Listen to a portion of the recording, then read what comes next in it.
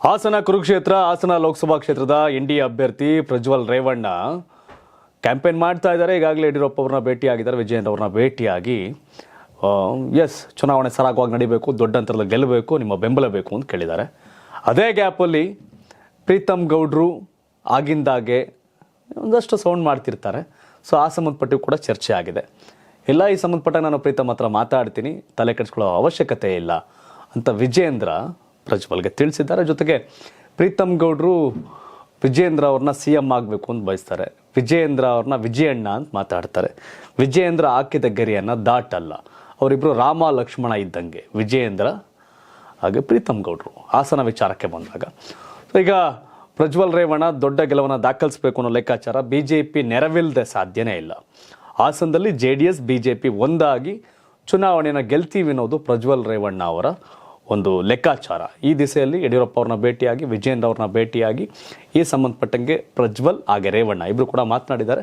And Preetham ಗೌಡ್ರು version ಏನು ಅಂದಾಗ ಸಹಜವಾಗಿ ಪ್ರೀತಮ್ ಗೌಡ್ರು BJPಯಲ್ಲೇ ಭವಿಷ್ಯವನ್ನು ಕಂಡುಕೊಳ್ಬೇಕು ಅಂತ ಓಡ್ತಿದ್ದಾರೆ. ಅದು ಗೊತ್ತಿರೋ ವಿಚಾರ.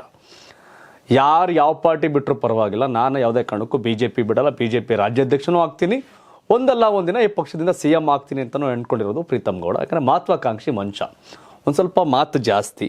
ಬಟ್ ಹಾಸನ ವಿಚಾರ ಬಂದಾಗ ಕಾಂಗ್ರೆಸ್ಸಲ್ಲಿ ಒಂದಷ್ಟು ಗಲಾಟೆ ಗದ್ದಲ ಸಹಜವಾಗಿ.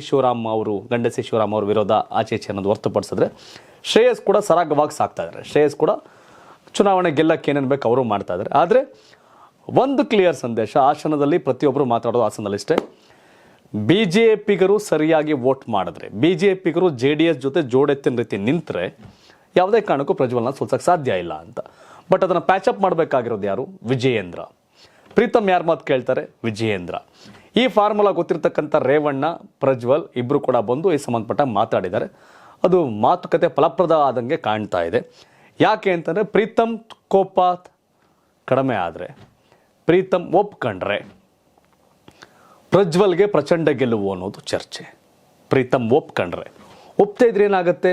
ಒಪ್ತಾ ಇದ್ರೆ ಪ್ರೀತಮ್ ಯಾವ ಕಾಂಗ್ರೆಸ್ ಸೇರ್ಕೋಬೇಕು. ಸಿಮೆಂಟ್ ಮಂಜು, ಬೇಲೂರು ಸುರೇಶ್ ಎಲ್ಲರೂ ಸೇರ್ಕೊ. ಬೇಲೂರು ಸುರೇಶ್ ಹೋಗೋದಿಲ್ಲ, ಉಳ್ಳಳ್ಳಿ ಸುರೇಶ್ ಹೋಗೋದಿಲ್ಲ. ಸಿಮೆಂಟ್ ಮಂಜು ಕಾಂಗ್ರೆಸ್ ಸೇರೋದಿಲ್ಲ, ಪ್ರಜ್ವಲ್ ಕೂಡ ಸೇರೋದಿಲ್ಲ. ಆದರೆ ಸೈಲೆಂಟ್ ಆಗಿದ್ರೆ ಏನಾರು ವ್ಯತ್ಯಾಸ ಆಗತ್ತಾ? ಹೌದು, ವ್ಯತ್ಯಾಸ ಆಗಬಹುದು ಸಣ್ಣ ಪುಟ್ಟ. ಆದರೆ ಆ ವ್ಯತ್ಯಾಸ ಮಾಡ್ಕೊಳ್ಳೋಕ್ಕೆ ಪ್ರಜ್ವಲ್ ಆಗಲಿ ರೇವಣ್ಣ ಆಗಲಿ ರೆಡಿ ಇಲ್ಲ. ಆಗದ್ದಾಗೋಯ್ತು, ಹೊಂದಾಣಿಕೆ ಮಾಡ್ಕೊಂಡು ಹೋಗೋಣ ಅಂತ ನಿಂತಿದ್ದಾರೆ. ಬಟ್ ಪ್ರೀತಮ್ಮು ಬಹಿರಂಗವಾಗಿ ಪ್ರಜ್ವಲ್ ರೇವಣ್ಣ ಜೊತೆ ನಿಂತು ಹೆಗ್ಲೆ ಮೇಲೆ ಕೈ ಹಾಕೊಂಡು ಪ್ರಜ್ವಲ್ ನಮ್ಮ ಬ್ರದರು ಓಟ್ ಹಾಕಿ ನರೇಂದ್ರ ಮೋದಿ ಪ್ರಧಾನಿ ಮಾಡೋಕ್ಕೆ ಅನ್ನೋ ಕಾರಣ ಇಟ್ಕೊಂಡು ಮುಂದಕ್ಕೆ ಹೋದರೆ ಆ ಸಂದ ರಣಕಣ ಬದಲಾಗುತ್ತೆ. ಬಟ್ ಶ್ರೇಯಸ್ ಒಳ್ಳೆ ವ್ಯಕ್ತಿ, ಆತ ಕೂಡ ಗ್ರೌಂಡಲ್ಲಿ ಕೆಲಸ ಮಾಡ್ತಾ ಇದ್ದಾರೆ. ಸೊ ಪ್ರಜ್ವಲ್ ರೇವಣ್ಣಗೆ ಒಂದಷ್ಟು ಬೂಸ್ಟಪ್ ಸಿಗೋದು, ಒಂದಷ್ಟು ಉತ್ಸಾಹ ಜಾಸ್ತಿ ಆಗೋದು ಪ್ರೀತಮ್ ಜೊತೆಗೆ ಹೋದಾಗ. ಸೊ ಪ್ರೀತಮ್ ಜೊತೆಗೆ ಯಾವತ್ತಿಂದ ಪ್ರಚಾರ ಮಾಡ್ತಾರೆ ಅನ್ನೋದನ್ನ ಕಾದು ನೋಡಬೇಕು. ಬಟ್ ನರೇಂದ್ರ ಮೋದಿ ಕಾರ್ಯಕ್ರಮದಲ್ಲಿ ಹಾಸನದಲ್ಲಿ ಆದಾಗ ಆ ವೇದಿಕೆ ಮೇಲೆ ಪ್ರಜ್ವಲ್ಗೆ ಸಹಕಾರ ಕೊಡಲೇಬೇಕಾಗತ್ತೆ ಪ್ರೀತಮ್. ಆ ಕಾರ್ಯಕ್ರಮ ಕೂಡ ಹಾಸನದಲ್ಲಿ ಆಗುತ್ತೆ ಅನ್ನೋ ಚರ್ಚೆಗಳಿದೆ, ಗೊತ್ತಿಲ್ಲ. ಬಟ್ ಪ್ರಜ್ವಲ್ ರೇವಣ್ಣ ಇವತ್ತು ಏನೇನು ಮುಂದಿಂದ ಬೆಳವಣಿಗೆ ಗೊತ್ತಲ್ಲ, ಶಂಕದಿಂದ ಬಂದೆ ತೀರ್ಥ ಅನ್ನೋ ಕಾರಣಕ್ಕೆ ಪ್ರೀತಮ್ ಮಾತು ಕೇಳಬೇಕು ಅಂದರೆ ವಿಜಯೇಂದ್ರ ಹೇಳಬೇಕು ಅನ್ನೋ ಕಾರಣಕ್ಕೆ ಈಗಾಗಲೇ ವಿಜಯೇಂದ್ರ ಹತ್ರ ಮಾತಾಡಿದ್ದಾರೆ. ಅದೆಷ್ಟು ಮಟ್ಟಿಗೆ ಫಲಪ್ರದ ಆಗುತ್ತೆ ಅಂತ ಗೊತ್ತಿಲ್ಲ.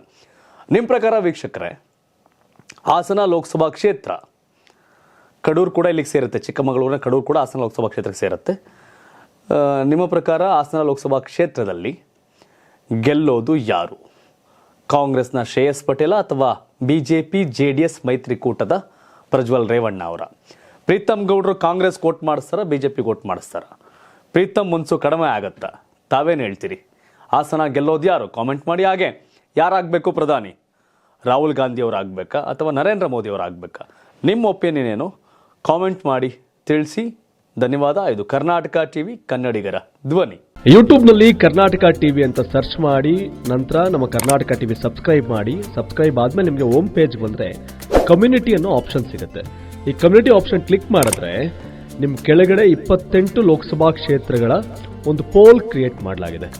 ನೀವು ಹೋಗಿ 28 ಕ್ಷೇತ್ರಗಳಲ್ಲಿ ಯಾರು ಗೆಲ್ತಾರೆ, ಯಾರು ಗೆಲ್ಲಬೇಕು, ನಿಮ್ಮ ಸಪೋರ್ಟ್ ಯಾರಿಗೆ ಅಂತ ಅಲ್ಲಿ ನೀವು ಕ್ಲಿಕ್ ಮಾಡ್ಬೋದು, ಅಂದರೆ ವೋಟ್ ಮಾಡ್ಬೋದು. ಇಲ್ಲೇನು ವೋಟಿಂಗ್ ಆಗುತ್ತೆ ನಾವು ಪ್ರತಿದಿನ ನ್ಯೂಸಲ್ಲಿ ನಿಮಗೆ ಅಪ್ಡೇಟ್ ಮಾಡ್ತಿರ್ತೀವಿ. ಇದು ಮತದಾನದ ದಿನದವರೆಗೂ ಕೂಡ ಈ ಪೋಲಿಂಗ್ ಓಪನ್ ಇರುತ್ತೆ.